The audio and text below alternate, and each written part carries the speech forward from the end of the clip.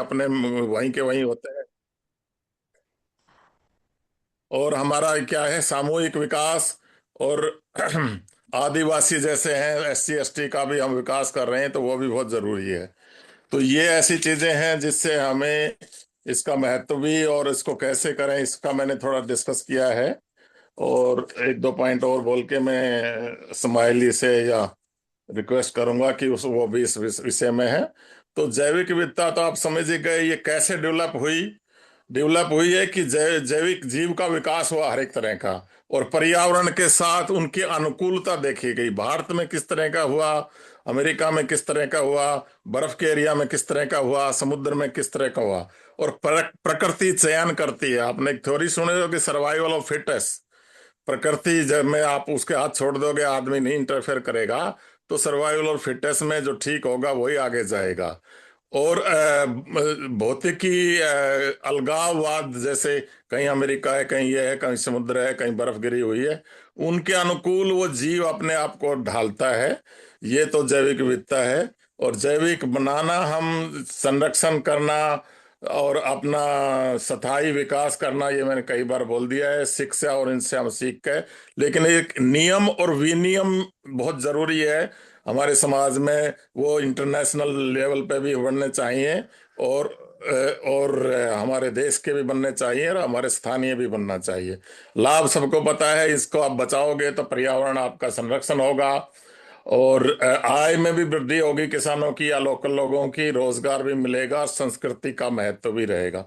खतरे ये हैं कि वनों को काट दोगे और प्रदूषण करोगे और जलवायु में परिवर्तन आएगा, तो आपको अधिक शिकार करोगे, जीव को बिल्कुल विलुप्त कर दोगे। जैसे गिद्ध हो गई है। गिद्ध पता है क्यों विलुप्त हुई है? जो जो मरे हुए पशुओं का मांस खाती थी, वो बहुत अच्छा काम करती थी। लेकिन उसको हमने पशुओं में एक डिक्लोफेन सोडियम नाम का इंजेक्शन दिया। वो मरे हुए पशुओं को उसके मांस में आया और उसके मांस में खाने से उसकी किडनी फेल हो गई सबकी, और वो खत्म हो गई। तो काफी कोशिश के बाद भी अभी को लोग कर रहे हैं, लेकिन वापस नहीं आ रही है। तो इसको कैसे सुधार करें? तो सबसे पहले तो ये इसकी आपको और हम सबको इसकी शिक्षित होना है, क्या है ये समस्या। और हमारी शिक्षा के साथ साथ नियम, और सरकार भी नियम बनाए, स्थायी विकास करें, लोकल विकास करें, एनर्जी को खराब नहीं करें कि वहां से लाने में यहाँ से ले जाने की बजाय हम तो ये चाह रहे हैं कि सारे वर्ल्ड के हिस्से अपने, आप जहाँ भी जैसे एरिया में उसमें अपने का पहले प्रयोग करें और फिर फालतू उसको ही बेचें। प्रकृति हमें संकेत देती है कि आप संतुलन बनाइए। संतुलन नहीं बनाएंगे, एक जीव को खत्म करेंगे, तो आप बहुत कष्ट में आ जाएंगे। अब संसाधनों का सभी का संरक्षण करिए। और हम ये जो क्या करें, ये मैंने कई बार बता दिया है। आप स्थायी विकास करिए, आप स्थानीय चीजों को करिए और आगे बढ़ाइए। और ये सब सरकार भी इसमें कुछ करती है, तो उसको भी करने दीजिए। तो हमारा इस विषय जो अभी मैंने बता ही दिया है कि हम इसको सहकारिता के थ्रू सब मिलजुल के करें, क्योंकि समस्या बहुत गंभीर है, तो हम आगे बढ़ेंगे। मैं ये कह के कोई और बाद में कोई विषय होगा तो पूछ सकते हैं। मैं खत्म करता हूँ। और रागनी जी आई है तो आप वो शुरू करें। राठी जी मैनेज करिए। जी जी। मैं आपने जो पॉइंट बताया वो सब बहुत सुंदर पॉइंट है और बहुत विस्तृत में आपने जानकारी भी दी है। मैं चाहता हूं कि इस विषय पर थोड़ा जो और कुछ प्रकाश प्रशांत गुप्ते जी डाले। ऐसा मैं उनसे अनुरोध करता हूं। प्रशांत जी गुप्ते, ठाणा।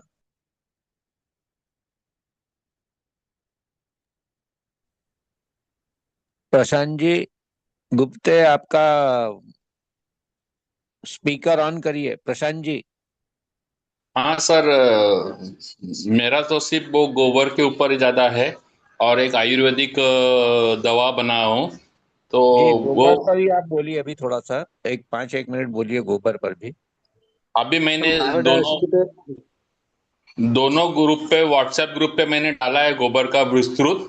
उसमें हम लोग लिक्विड, जिसके पास गोबर कम है, अभी उस दिन रोजी रानी जी ने बताया कि गोबर वंश हमारे पास गाय का वंश बहुत कम है, बहुत कम बचा है। तो गोबर भी कम है शायद, तो उसके लिए हम लोगों के पास उपाय है दूसरा, कि गोबर से हम लोग थोड़ा सा गोबर से हम लोग लिक्विड फर्मेंटेड ऑर्गेनिक मैन्योर बना सकते हैं। जो मेरे फॉर्मुलेशन में मैं बना सकता हूँ, वो 10 लीटर गोमूत्र लगेगा, 200 लीटर पानी लगेगा, 20 किलो गाय का गोबर लगेगा, और उसको हम लोग ड्रिप इरिगेशन भी बना सकते हैं। उसमें कपड़े से छान के उसको ड्रिप में भी हम लोग यूज कर सकते हैं, और उसको एज इट इज डालना है तो एज इट इज भी हम लोग खेती में डाल सकते हैं। और उसका सिर्फ प्रोडक्शन कॉस्ट आता है मेरे को, मेरा जो आयुर्वेदिक पाउडर का है वो फॉर्मुलेशन का, वो सिर्फ 10 रुपया लीटर आता है वो। ताकि वो अभी बाजार में देखेंगे तो बड़े बड़े कंपनियां हैं 110 रुपया लीटर वैसा फर्मेंटेड ऑर्गेनिक मैन्योर बनाते हैं। मेरा वो 10 रुपये में पड़ता है। अगर कोई किसान को बनाना है तो वो बना सकता है और खुद के खेतों में डाल सकता है, अगर गोबर कम है तो। और गोबर बहुत प्रमाण में है तो 3 रुपया वाला भी हम लोग बना सकते हैं। वो भी हम लोग गीला भी उसको यूज कर सकते हैं, या सूखा के भी यूज कर सकते हैं, बेच सकते हैं। तो दोनों टाइप के हम लोग फर्मेंटेड ऑर्गेनिक मैन्योर बना सकते हैं। मेरा जो गोबर का खाद है वो बैक्टीरिया से नहीं बना है, आयुर्वेदिक नेचुरल वनस्पति से बना हुआ है, और उसमें 2 टाइप का उसका प्रोसेस है, 2 स्टेज का, उससे मैं बनाता हूँ। और वो 4 दिन में हमको 100% गोबर वाला खाद मिलता है उसमें। ताकि उसमें कोई कचरा, झाड़ पाला नहीं रहता है, मिट्टी नहीं रहता है, कोई मिलावट नहीं रहता है। 100% गोबर हम लोग खुद बनाते हैं। किसान अगर खुद बनाएगा तो उसके सामने उसके हाथों से वो बनाएगा, तो वो 100% खाद वाला मिलेगा उसको सिर्फ 3 रुपए में। तो उस हिसाब से हम लोग अगर देखेंगे तो कोई मिलावट नहीं, बाजार से एकदम सस्ता, उसको ट्रांसपोर्टेशन नहीं। वो इस हिसाब से हम लोग उसको 3 रुपए में हम लोग खाद बना के दे सकते हैं। अगर कोई है, कोई गौशाला है, तो मेरा कहना है कि मेरा वो फॉर्मुलेशन लेके खुद अपने गोबर के ऊपर या लिक्विड फर्मेंटेड ऑर्गेनिक मैन्योर के ऊपर वो प्रयोग करे, उसको लैब टेस्ट करे, अपने नाम से लैब टेस्ट करवाए, ताकि वो बेचने में उनको आसानी पड़ेगी। देखो हमने लैब टेस्ट किया है, ये हमारा लैब टेस्ट रिपोर्ट है, तो खरीदने वाला भी उसके ऊपर भरोसा करेगा और उसको अच्छा दाम भी मिलेगा। और ये लिक्विड का अच्छा जल्दी हो जाएगा, लिक्विड से हम लोग जल्दी मिट्टी में मिल जाएगा, मेरा मानना है। उससे हम लोगों का क्या होता है कि जल्दी मिट्टी में घुल जाने से। और मेरा और एक प्रयोग चल रहा है मेरा, अगर 1 टन गोबर के खाद में मेरे फॉर्मुलेशन से बनाएंगे और उसमें हम लोग 100 ग्राम भी यूरिया डालेंगे, तो उसका कैसा आता है टेस्ट रिपोर्ट अभी आएगा। 8-10 दिन में मेरे पास उसका टेस्ट रिपोर्ट आएगा। कोई कृषि विज्ञान केंद्र कर रहा है उसके ऊपर, मैंने उनको बोला है।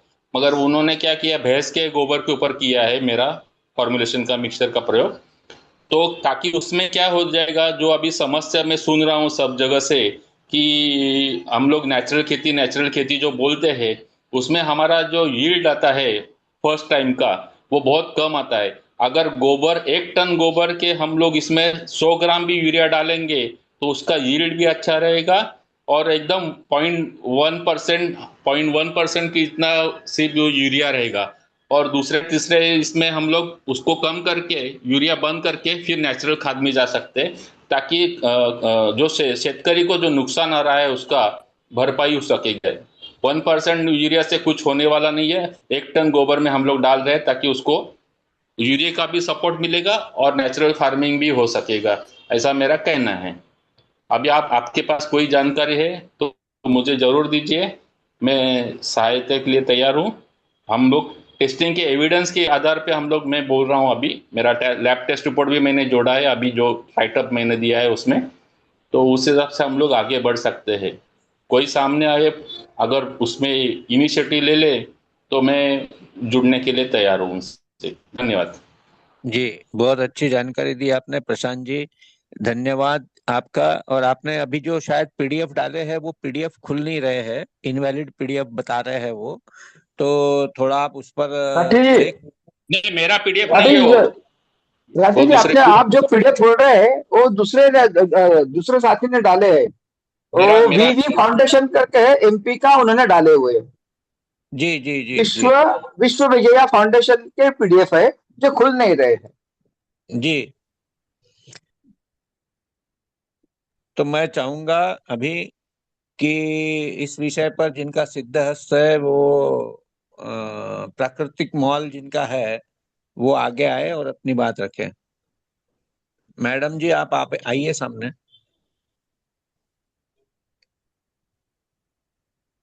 हाँ जी, नमस्ते जी। आप सब लोगों को आवाज आ रही है मेरी?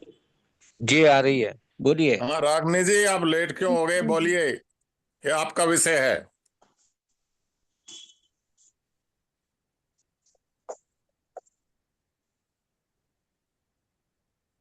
हेलो, रागनी जी बोलिए। आवाज नहीं आ रही आपकी? आवाज आ रही है, आ मेरी रही है। आवाज से नहीं आ जी रही है। चलो, राठी जी बोलेंगे, उनसे कहने से बोलिए। बोलिए जी, नहीं नहीं, आप कंटिन्यू अभी आ करिए। रही है आपकी आवाज। हाँ जी हाँ जी हाँ जी, मैं अभी अभी जुड़ी हूँ तो मुझे अभी मैंने विषय देखा था, अभिषेक जी ने भेजा, जैव विविधता के ऊपर था। बस अभी आई थी, मैं कहा चलो अभी कुछ तो हम सुन सकते हैं, बट सब मुझे लगता है कंप्लीट हो गया है। नहीं चलेगा, अभी शुरू शुरुआत है। हुआ है, अभी आप शुरू ही बोलिए हुआ कुछ है, जो बोलना 15 चाहें तो, क्योंकि आप उसी डिपार्टमेंट में हैं। हाँ जी, जैव विविधता पर हाँ जी, जी जी। जैव जैविक विविधता हमारा विविधता का बहुत ही क्या महत्व है, जैविक करीबी विविधता को कैसे करीबी रोका जा सकता है, क्या कारण है, क्यों हो रही है, इस पे थोड़ा ज्ञान दीजिए। जैव विविधता काफी करीबी विषय है हमारा, काफी नजदीकी विषय है, काफी नजदीक से काम किया है जैव विविधता पर हमने। जैव विविधता जो है, अभी जो जैव विविधता कानून है, बायोडायवर्सिटी एक्ट 2002, पता नहीं आप जानते हैं या नहीं जानते। तो जानते हैं, मैंने सब भी वो जानते पढ़ा, उसके लिए ट्रेनिंग ट्रेनिंग ली मैंने, और मैंने उसको आगे इम्प्लीमेंट, मतलब कि देखा कि ग्राउंड लेवल पे हो क्या रहा है। जैव विविधता के बारे में इतना कुछ लिखा है, और इतना अच्छा लिखा है, कानून इतना अच्छा है, और अभी ग्राउंड लेवल पे क्या हकीकत है इसके लिए मैं रोहतक में काफी, अपने एरिया में काफी मैंने ढूंढा, चर्चा की और खोजा, मुझे कहाँ अभी क्या क्या है, हो रहा है, और लिखा क्या है और हो क्या रहा है।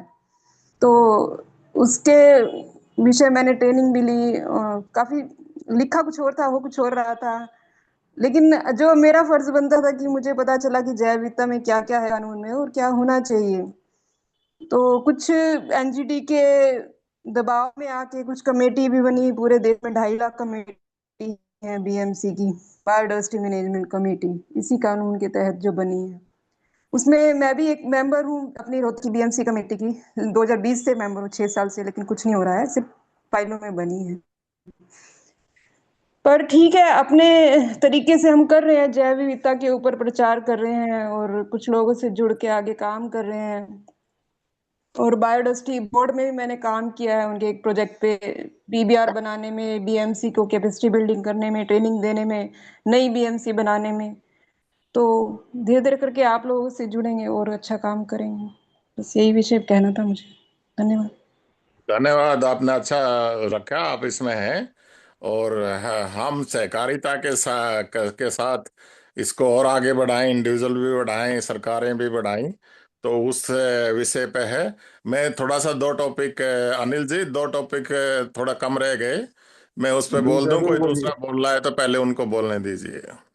बोलना चाहता हूँ, प्रसन्न कुमार। हाँ, आप जरूर बोलिए सर। जी जी। आदरणीय ब्रिगेडियर जी साहब ने बहुत ज्ञानपूर्ण बातें बताई, उसमें मैं कुछ विषय और जोड़ना चाहता हूँ। तो मैं सोचता हूँ कि 2017 में एक सर्वे हुआ था इंडियन साइंस और इंटरनेशनल साइंस के द्वारा। उसमें एक आउटपुट आया, ऐसा एक कंक्लूजन आया कि हर 9 मिनट में एक स्पीसीज दुनिया से डिलीट हो रही है। हर 9 मिनट में एक स्पीसीज दुनिया से डिलीट हो रही है। बायोडायवर्सिटी का सबसे बड़ा नुकसान हमारी वजह से हो रहा है। उसमें जो बाइफर्केशन आपने बताया कि 84 लाख जीवायोनि है, तो उसका आध्यात्मिक दृष्टि से पृथ्वी काय, अपकाय, वायुकाय, तेवकाय, वनस्पतिकाय, ये इसका बाइफर्केशन पहले ही हमारे अध्यात्म में हो चुका है। इसको बचाने का जिम्मेदारी हम पे दी थी, क्योंकि बुद्धिमान प्राणी स्पेसी में एकमात्र मानव ऐसा माना जाता है, और उसी ने सारा विध्वंस करना शुरू किया। हर गांव की एक विशेषता होती है। बायोडायवर्सिटी का एक फार्मूला है कि हर गांव की एक विशेषता है, हर डेमोग्राफी की एक विशेषता है, और उस डेमोग्राफी की विशेषता के हिसाब से बचाने के लिए बायोडायवर्सिटी बोर्ड बना था, और उसके अंदर एक कंक्लूजन था, ऐसा नियम था कि हर ग्राम सेवक या ग्राम प्रधान या वहाँ का एनजीओ गांव की विशेषताओं का डॉक्यूमेंटेशन करे। उस गांव की विशेषता या उस गांव के त्योहार हो, कोई पशु पक्षी हो, कोई विशेषता हो, कोई एक अद्भुत चीज हो वहाँ, पुरातत्वीय हो या भौगोलिक हो या सामाजिक हो, उसका एक डॉक्यूमेंटेशन बनाने का एक क्लॉज बनाया था उसके अंदर। कई जगह ऐसा बना, लेकिन आप तो जानते हैं कि हमारे यहाँ एक बार काम शुरू होता है, फिर उसका ढिलाई होती है और फिर उसका बंद हो जाता है। तो हमारे महाराष्ट्र में इस तरह के बायोडायवर्सिटी का बहुत अच्छा काम हुआ, और कई गाँव में ऐसी एक बायोडायवर्सिटी समितियाँ भी बनी ग्राम सेवक के अंडर में या फिर और एनजीओ के अंदर में, जिसमें कई चीज़ों को संरक्षित किया गया या उसका फ़ोकस किया गया। जैसे मेरा विषय था कि वन वन विभाग का जो है फ़ोकस, कि वनों में कई औषधियाँ हैं, कई चीज़ें हैं, उसको संरक्षित करना चाहिए।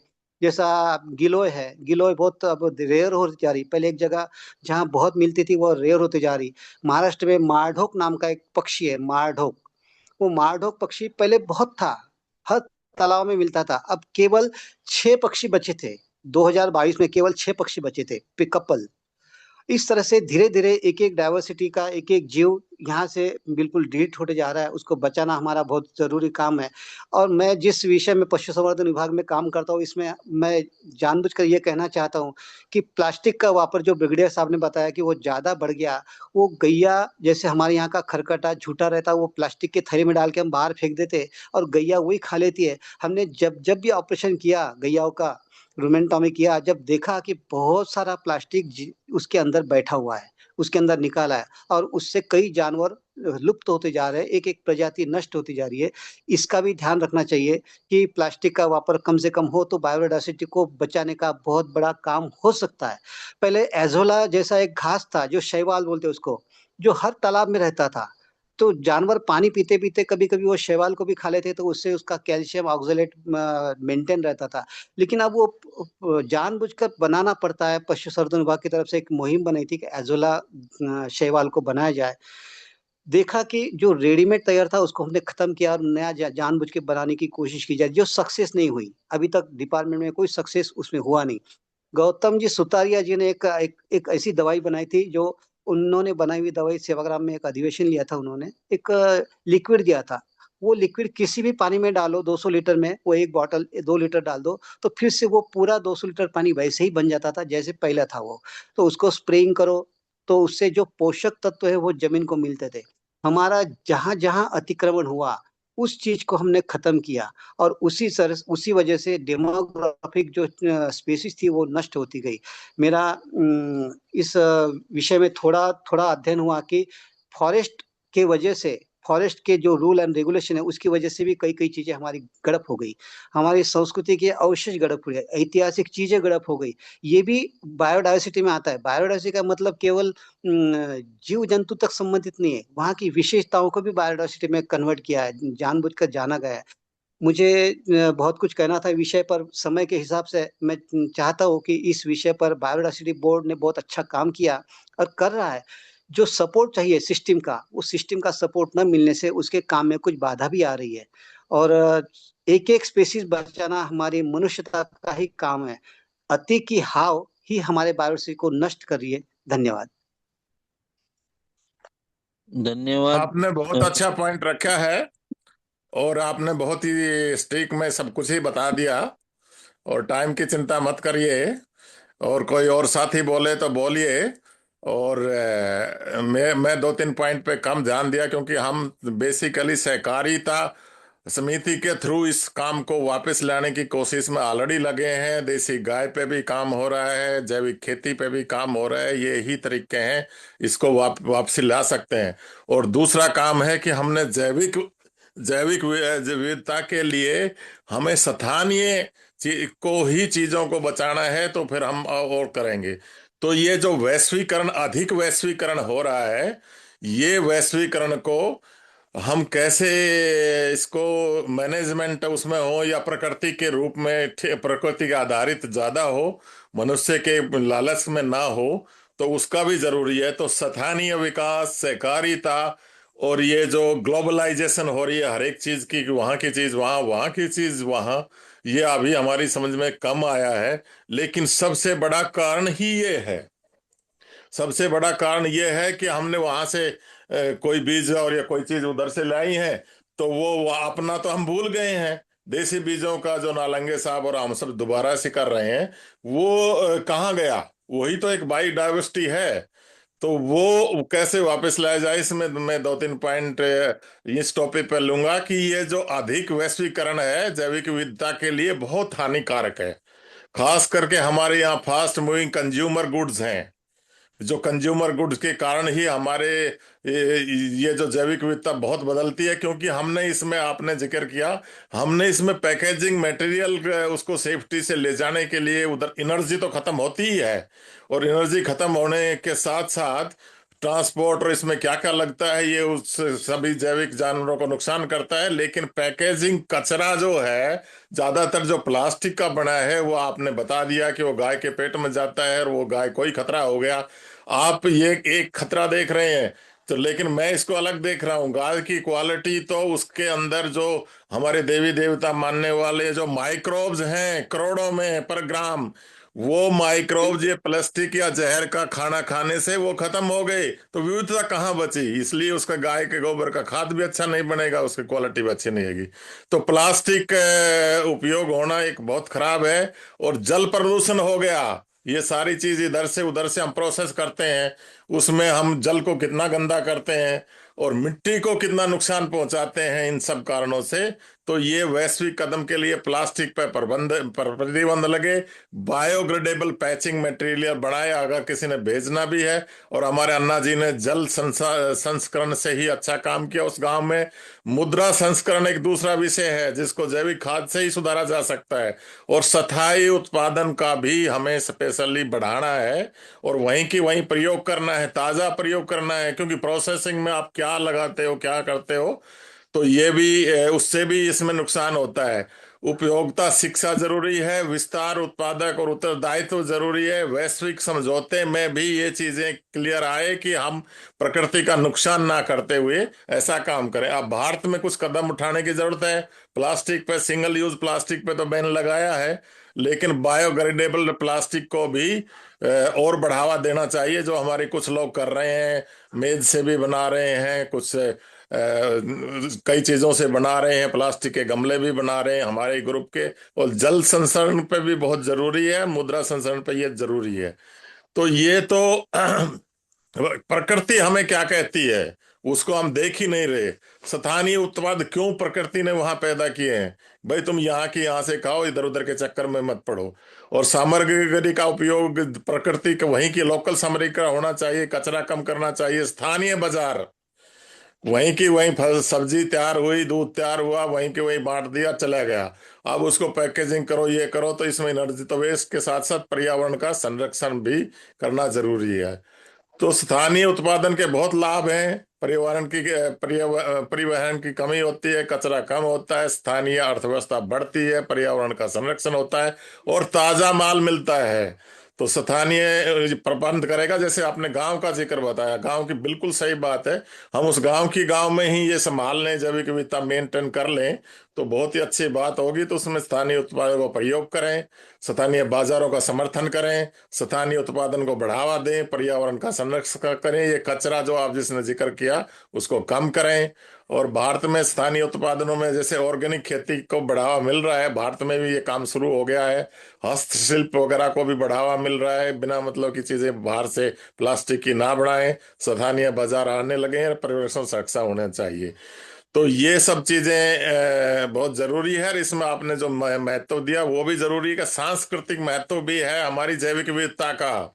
कहीं आपके किस टाइप की गाय है, कहीं कुछ टाइप का भैंस है, तो उनमें बहुत जरूरी है।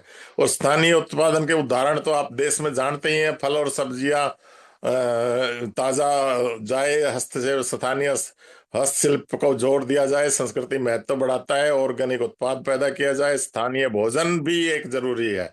कि ये महाराष्ट्र में वहाँ वहाँ ये खाया जाता है तो उसको उसी पे ज्यादा जोर दे।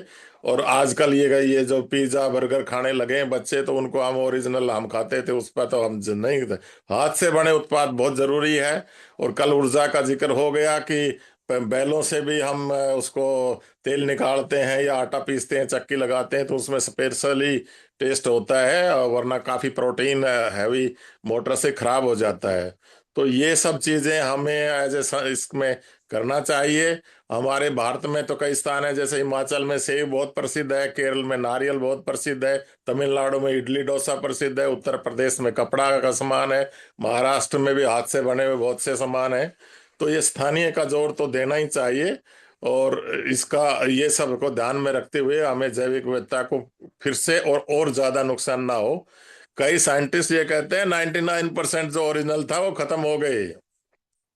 तो इसमें स्थायी जैविक विविधता का महत्व बढ़ाने के लिए हमें स्थायी कृषि का मतलब आप सब जानते ही हैं। स्थायी कृषि का मतलब ये होता है कि उस कृषि में से पेड़ ने जो चीज निकाला उसको दोबारा डालो। और उसके 3 सिस्टम है हमारे यहाँ जो प्रकृति ने दिए हैं। पेड़ भोजन बनाता है, उसका एनिमल उसको कंज्यूम करता है, साथ में गोबर वगैरह देता है। और उसमें जो तीसरा बहुत इंपॉर्टेंट है वो माइक्रोब्स हैं। वो उसको मरे हुए एनिमल और पेड़ के सब पत्तों वत्तों को दोबारा से वही पृथ्वी में मिला देता है। और ये जो प्रकृति है इसको हम स्थायी कहते हैं। तो सफाई जरूरी है, जैविक खेती को वापस लाना है, वन संरक्षण करना है, जल संरक्षण करना है, पर्यावरण की शिक्षा देनी है। हमारे यहाँ मैंने कई बार जिक्र कर लिया कि हम सब सहकारिता में मिलकर एक प्रकृति यूनिवर्सिटी बनाएं, जिसमें ये सब चीजें जो आज हम डिस्कस कर रहे हैं, इस तरह काम कैसे करें, क्या करें, क्यों करें, वो सब डिस्कस हो। उसका कहीं भी दुनिया में प्रकृति यूनिवर्सिटी नहीं है। सारे फिजिक्स केमिस्ट्री जो भी पढ़ा लो, लेकिन बेसिक प्रकृति का ज्ञान हुए बगैर हमें फायदा नहीं होगा। तो ये भी जरूरी है। तो इन सब चीजों को आगे बढ़ाने के लिए सहकारिता प्रणाली जैविक विविधता को बढ़ावा में बहुत महत्वपूर्ण भूमि निभा सकती है। ये हम टॉपिक आज इसलिए डिस्कस कई बार कर चुके हैं, फिर दोबारा से कर लेते हैं। सहकारिता प्रणाली में जैविक विविधता करने के लिए सामुदायिक प्रबंधन करना होता है। कि उस गांव में, जैसे आपने जिक्र किया है, उस गांव में सहकारिता प्रणाली से उस गांव को सब लोग मिल के काम करें। आजकल तो आगे चल के मैं बता रहा हूं, आप तो गाँव लाऊ का काम कर रहे हैं। आगे चल के हमारे देश में 20-25 साल बाद आप देखोगे कि गाय पालन और भी पशुपालन हम सहकारी मिलके पूरे गांव मिलके करेंगे। क्योंकि घरों में तो जगह बचेगी ही नहीं, रखने के लिए भी नहीं बचेगी। काफी स्टेट में तो अभी हो गया है, हमारे हरियाणा जैसे स्टेट में, केरल जैसे स्टेट में। तो हम ये अब सहकारिता की बढ़े हैं। और जैविक खेती अकेला किसान बहुत छोटी जमीन रहेगी तो कैसे करेगा। तो हम सहकारिता को बहुत ध्यान देंगे। और सहकारिता से संसाधन सबके पास अलग अलग लेने की जरूरत नहीं है। स्थानीय संसाधनों का प्रयोग और जैविक खेती और वन संरक्षण और जल संरक्षण ये आपस में मिलके करें, क्योंकि जल तो कोई एक आदमी का है नहीं। तो सरकारी प्रणाली सहकारी प्रणाली से काम करने के समुदाय की भागीदारी होगी, स्थानीय अर्थव्यवस्था सुधरेगी, जैविक विविधता का संरक्षण होगा, पर्यावरण का संरक्षण होगा, सामाजिक न्याय मिलेगा लोगों को। और इसके उदाहरण तो हैं ही। वन के लिए आपके एरिया में वन है या नजदीक वन है आपके गांव का है, तो वन संरक्षण सहकारी समिति बनाए, जल संरक्षण सहकारी समिति बनाए, जैविक खेती सहकारी समिति बनाए, सामुदायिक वन प्रबंधन के लिए सहकारी बहुत से उद्देश्य होते हैं। गौ पालन की ये बनाए, और एनिमल बकरी पालन के लिए सहकारिता बनाई जिस गांव में बकरी ज्यादा पालती हैं, और उसका परिष्करण और ये भी कर सकते हैं। तो इस तरह हमें दूसरा लास्ट टॉपिक है मेरा, स्वदेशी को समझना। स्वदेशी का मतलब क्या है, उस गांव के लिए जो पैदा होता है वो उस गांव के लिए स्वदेशी है, मेरे प्रदेश के लिए ये स्वदेशी है, मेरे देश के लिए ये स्वदेशी है।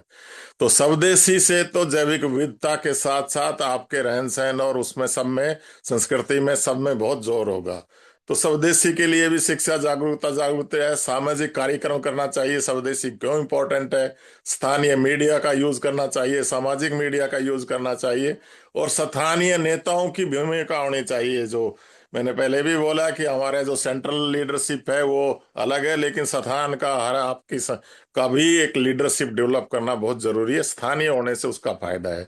तो स्थानीय के बढ़ावा देने के तरीके तो यही है, स्थानीय उपयोग का प्रयोग करें, जैसे आपके वहां हो रहा है पहले उसका प्रयोग करिए, स्थानीय व्यवसायों का समर्थन करें, सामूहिक विकास करें, संसाधन स्थानीय संसाधनों का, जैसे भी है आपके गांव में कोई नदी आ रही है, कोई तालाब है, उनको बनाएं, फिर उनका उनका यूज करें, और स्थानीय संस्कृति का संरक्षण करें। चाहे मेला भरता हो, चाहे उस गांव में कुश्ती कबड्डी का गेम होता हो।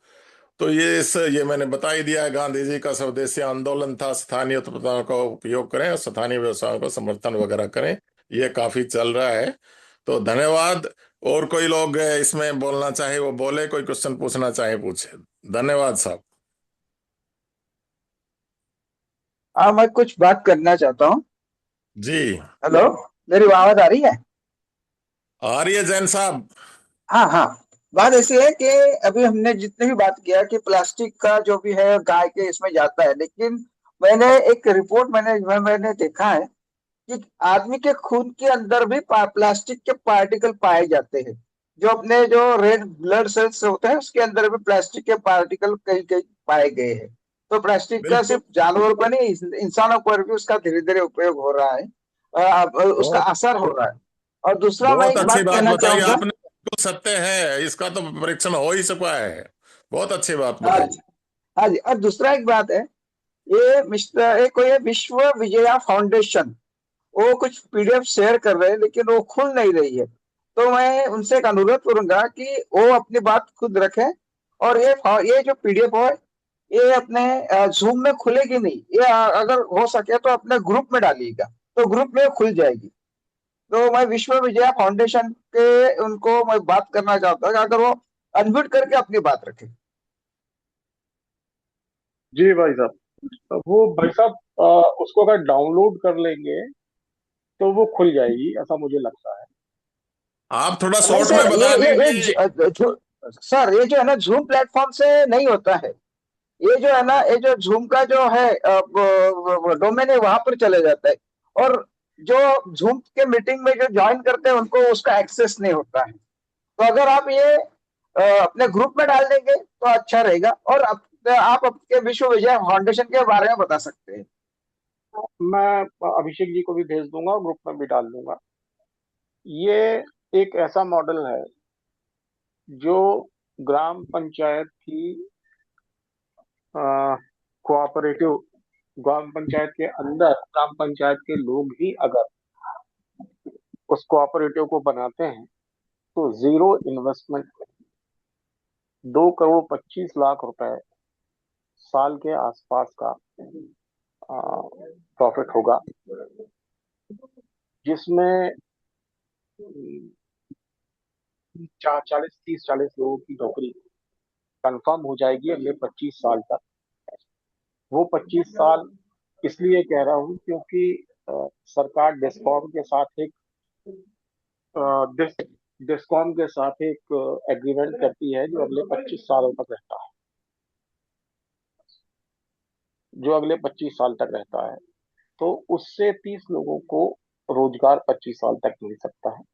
गवर्नमेंट की बहुत सारी स्कीम्स हैं जिसमें श्रमिकों के लिए हेल्थ केयर है, और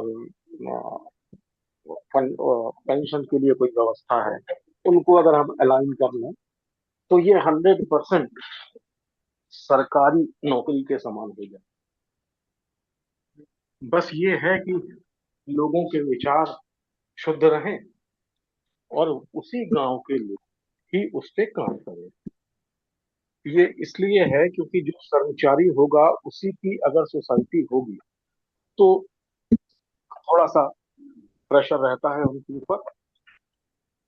दूसरी बात, नौकरी की बात ऐसी है कि ये सारा कुछ जो है वो करीब करीब अनस्किल्ड लोगों का काम है। तो अगर पिता नहीं रहता तो बेटे को मिल सकती है नौकरी, वही जगह बेटे को मिल जाएगी। तो ऐसे ये खानदानी तरीके से पीढ़ी दर पीढ़ी चल सकता है। इस मॉडल को बनाया इसलिए है क्योंकि गाय बच जाए और जो सरकार की ऊर्जा पे बात चल रही है जो अभी ब्रिगेडियर साहब कह रहे थे, साफ शुद्ध ऊर्जा की व्यवस्था हो, गांव में ही हो जाए, गांव के ही लोग मिलके काम कर लें, गांव में ही रोजगार जनरेट हो, वहीं बिके, वहीं खरीदा जाए, वहीं बेचा जाए, वहीं उपयोग हो जाए, जो बच जाए वो शहर तक आ जाए। शहर के बाहर आ, अभी बेचने का ऐसा कोई विचार इस प्रोजेक्ट में नहीं है। और ऐसी अगर कई गौशालाएं हो जाए या कई सोलर पावर प्लांट हो जाए, तो एक ग्रिड बना के एक पूरे ब्लॉक को बिजली भी दी जा सकती है। तो इस तरीके से इसको डिजाइन किया है कि अ, किसी भी आदमी का एक भी पैसा नहीं लगेगा। और ये इसलिए डिजाइन हो पाया है क्योंकि न्यू कॉरपोरेशन पॉलिसी जो आई है 2025 की, उसमें अमित शाह जी ने और आरबीआई की गाइडलाइन भी बीच में कहीं आई थी, मैंने मेरे पास किसी ने देखा था, पहले मैंने देखा था कि वो कोलेट्रल में लैंड को भी इंक्लूड कर रहे हैं। सरकारी जो भूमि है, जो सरकारी भूमि ग्राम पंचायत के अधीन है, ग्राम पंचायत की है या सरकार की है, नजूल की, उस जमीन को अगर 30 साल के लिए लीज पे दिया जाता है, क्योंकि 25 साल का तो सरकार का एग्रीमेंट होता है, तो 30 साल के लिए दिया जा सकता है। 30 साल के लिए अगर उसको लीज पे दिया जाता है तो वो जो पैसा है, वो पैसा पूंजी में मान लिया जाएगा और कोलेट्रल में उसको, कोलेट्रल नहीं कहेंगे उसको, उसको कहेंगे मार्जिन मनी के रूप में, उसको सरकार एक्सेप्ट करती है। कहीं 15% मार्जिन मनी लगता है, कहीं 20% लगता है, कोई बैंक 25% तक मांग लेते हैं। तो आज के समय में जमीनों की कीमत इतनी है कि बड़े आराम से 25% की वो हो जाएगी।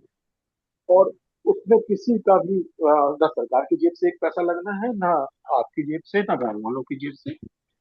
बस एक चीज की दिक्कत है, वो दिक्कत है ये कई अलग अलग डिपार्टमेंट का संयोजन है, जिसको कन्वर्जेंस कहते हैं कमल भाई साहब। तो ये कन्वर्जन जो है, ये कन्वर्जन भारतीय सरकार में या स्टेट की गवर्नमेंट में सबसे कठिन काम होता है। अधिकारी चाहते नहीं है काम करना, उनको ये लगता है कि ये पंचायत को और मोल ले, 10 से 5 नौकरी करें, घर बैठे। तो उसके लिए ऐसे अधिकारी जरूर चुनना पड़ेंगे जो देश के लिए या जनता के लिए या समाज के लिए काम करना चाहते हैं।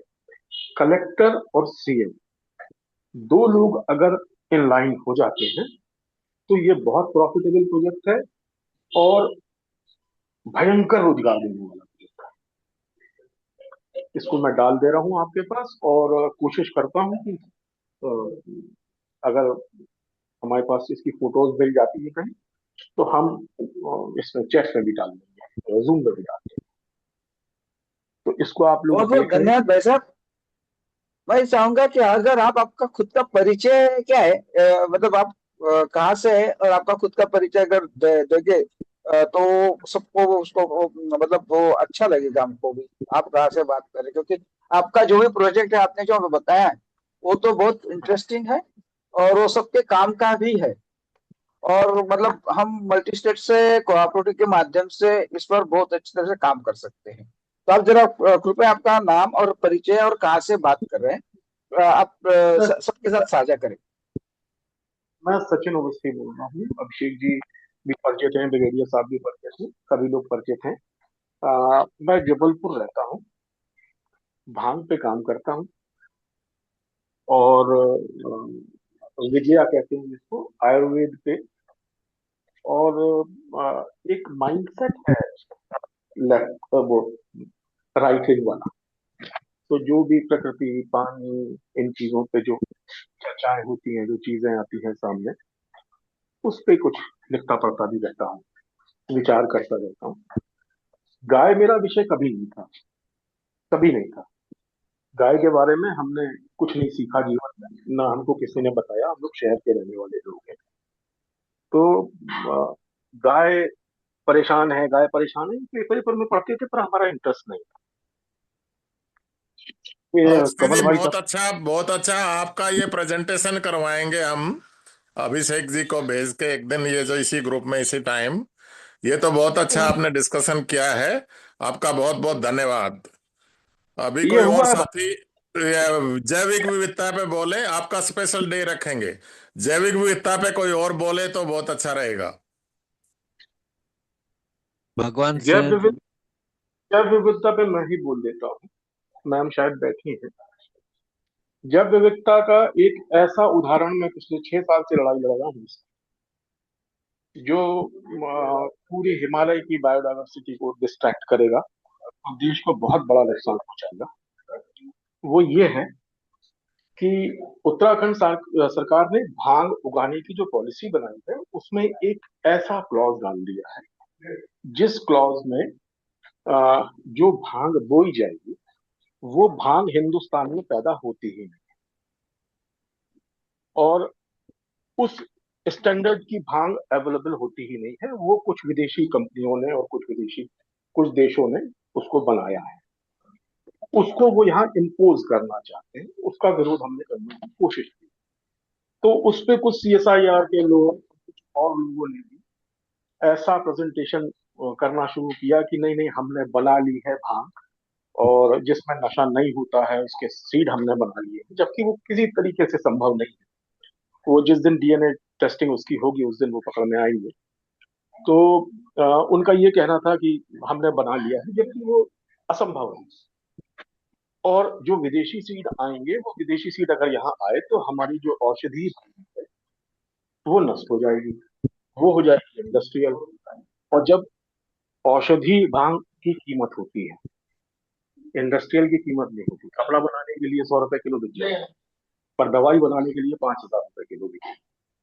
तो इस तरीके से उत्तराखंड और हिमाचल दोनों की सरकारें ये बायोडायवर्सिटी खराब करने की कोशिश कर रही है। तो उस पर कुछ हमने लिखा पढ़ा भी है, कुछ भेजा भी है, PMO भी भेजा है और भी जगह भेजा। ये चल रहा है। बहुत सारी चीजें ऐसी हैं उत्तराखंड में खासकर जिस पे मेरी नजर है, जो जहाँ पे ये बायोडायवर्सिटी के बहुत सारे इश्यूज आ रहे हैं। वो ऐसी ऐसी चीजें लगा रहे हैं जिससे आने वाली वो खराब होंगी, फसलें खराब होंगी। हिमाचल में तो सेब के बाद सब फूल चुका, कुछ बचा ही नहीं। तो ये जो विदेशी चीजें ला रहे हैं, इसका एक ध्यान देने की जरूरत है। अगर मैडम समझ रही हैं इसको, अगर इस पे कुछ कर सकें तो बहुत अच्छा होगा। ठीक है, बस इतना ही कहना। बहुत बहुत धन्यवाद। दोनों टॉपिक आपने बहुत अच्छे डिस्कस किए हैं। अवस्थी जी, आप डेली जुड़िए। धन्यवाद। चलो राठी जी आगे।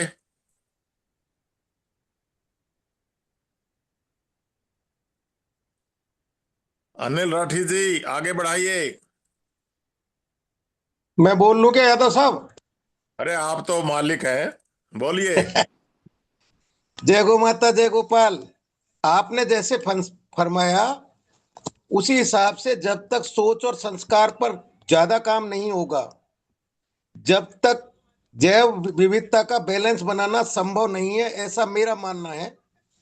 जिन जिन के आगे देसी लगाते हैं हम, उन पर ज्यादा कार्य करने की ज्यादा आवश्यकता है। उसमें देसी केचुए हैं, देसी बमूल है, देसी नीम है, देसी घी है, देसी गाय है।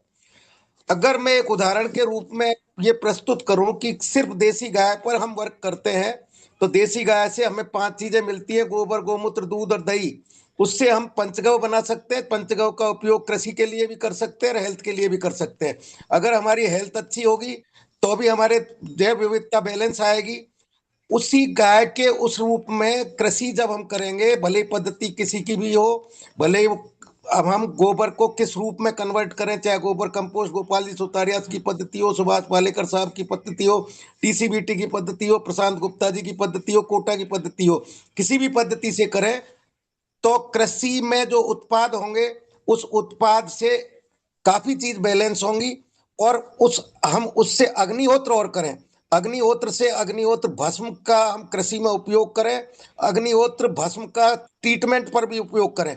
इससे एक ये उदाहरण प्रस्तुत होगा। अगर इतना सा भी हमने कार्य कर लिया तो उससे पर्यावरण भी सुधरेगा, वाटर टेबल भी बढ़ेगा, हेल्थ भी अच्छी होगी, एवरेज एज भी बढ़ेगी और वर्मी भी बढ़ेंगे जमीन में, जो अपने आप उसकी कार्य करेंगे, उच्च गुणवत्तापूर्ण भोजन मिलेगा, चिड़िया पक्षी जीव जंतु ये सभी बढ़ेंगे। और जब गाय कृषि इस पर कृषि इस तरह की कृषि करेंगे तो उससे देसी बीज की आवश्यकता होगी। इस कार्य को डेवलप करने के लिए कोऑपरेटिव इसके उच्चतम शिखर पर पहुंचा सकती है। धन्यवाद।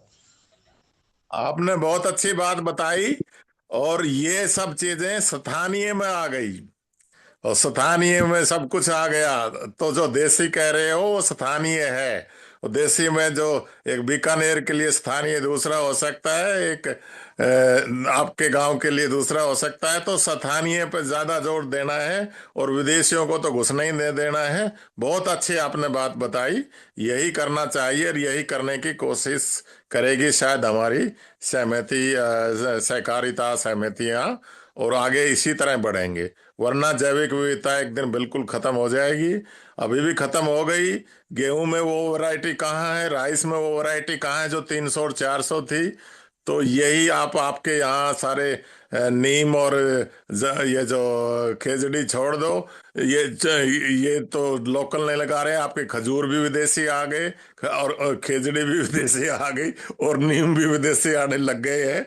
तो ये बहुत अच्छी आपने बात बताई, हमें उसी पे आना है, चाहे मैं संस्कृति एक और हो और चाहे उसी पर। हाँ, एक और निवेदन करूं। एक मेरी अंग्रेजों के साथ एक बार मीटिंग थी। हेलो, आवाज आ जी रही है? बोलते हाँ रहिए। हाँ, अंग्रेजों के साथ एक मीटिंग थी। एक दीप्ति अग्रवाल मैडम है, उनका विदेशों से ज्यादा संबंध है और उनके पास काफी अच्छा पशुधन वो गोधन है। तो उनकी मीटिंग में सबसे बड़ा बिंदु था कि ये जो कार्बन है जो एनवायरमेंट में आ गया, इस एनवायरमेंट के कार्बन को धरती में कैसे डाला जाए। तो जो डिस्कस चल रहा था, सारे सारे अंग्रेजी में बोल रहे थे। मैं एक हिंदी अंग्रेजी समझ तो सकता था लेकिन बोलना नहीं आता था। तो उसमें अंतिम डिस्कस में सिर्फ भारतीय देसी गोवंश में ये ताकत है कि एनवायरमेंट के कार्बन को धरती में डाल सकती है। धन्यवाद। बहुत अच्छी बात बताई। चलो अनिल जी, कोई और?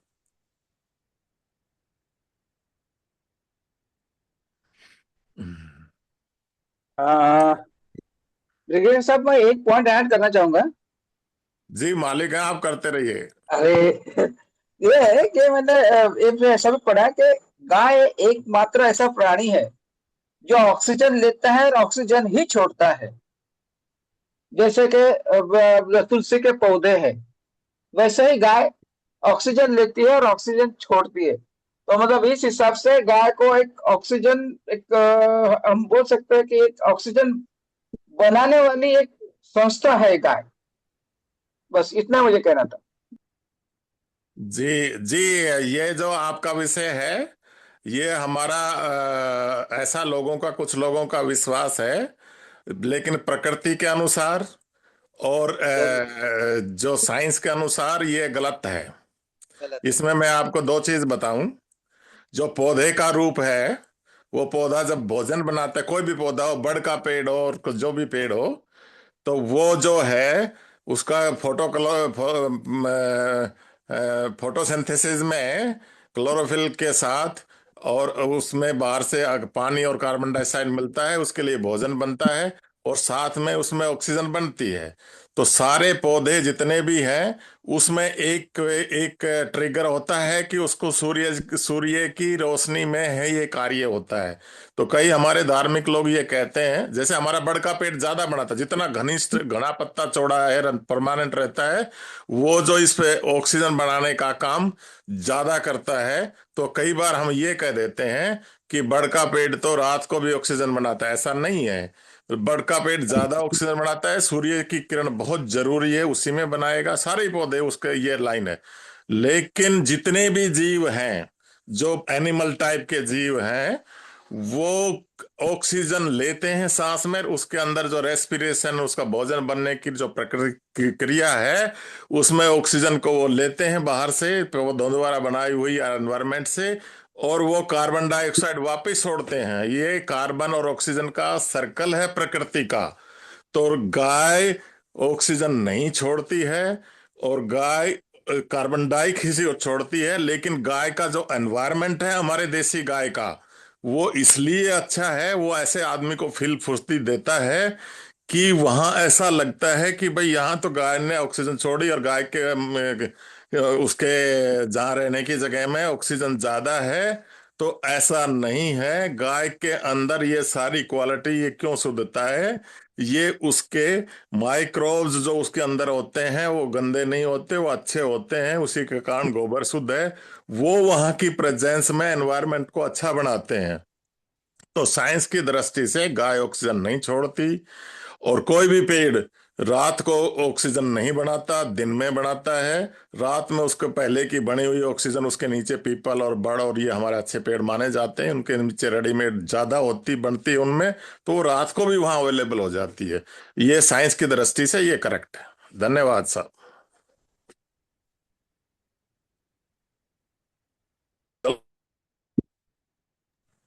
सुमेर सिंह जी क्लोज करिए। आप सीनियर हैं, आप करो हुकुम। अरे मैं तो आपके हुक्म से बोलने वाला हूँ। कोई बात नहीं। आप करिए, या और किसी से करवाइए, अलका जी हैं तो उनसे कराइए, काफी दिन हो गए उनकी आवाज नहीं सुनी। ये भी बात ठीक है। हम्म।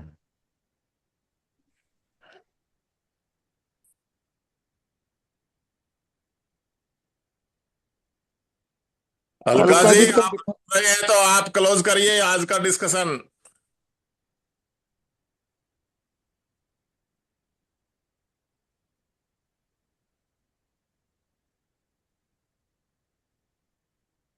सुन नहीं रही है वो। तो आप कर दिग्विजय दीजिए साहब, सर आप करिए सुमेर जी। सभी का जुड़ने के लिए बहुत बहुत धन्यवाद। आज की मीटिंग बहुत अच्छी रही। शुभकामनाएं। धन्यवाद। सभी को शुभ रात्रि। शुभ रात्रि।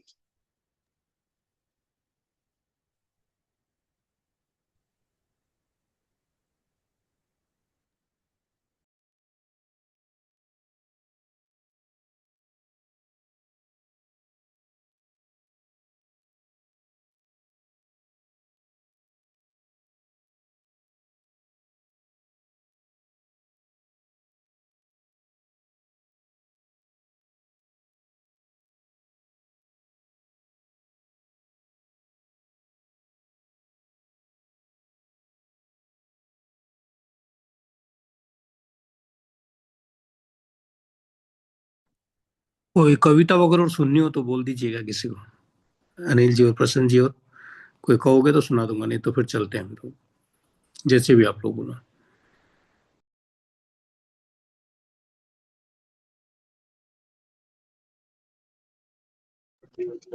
जय मेहर बाबा।